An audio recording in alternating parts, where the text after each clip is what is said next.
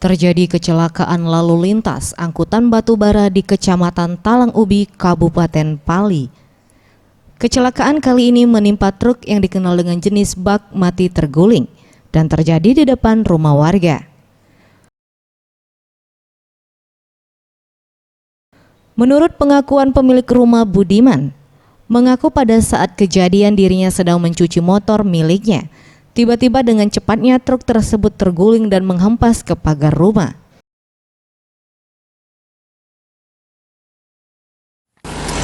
Belum rib katanya. Lagi cuci motor.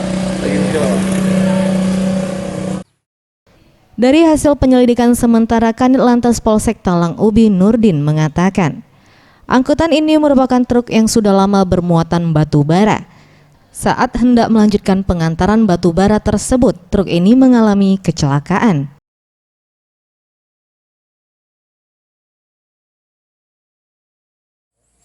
Hari ini informasi dari warga, jadi masih ada truk batu bara yang melintas kemudian mengalami kecelakaan.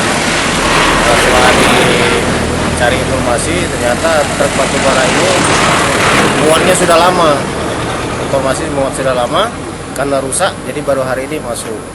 Kemudian belum tahu penyebabnya, pengantuk akhirnya terbalik dan mengenai pagar rumah warga sehingga rusak. Boris Simbolon, Sriwijaya TV.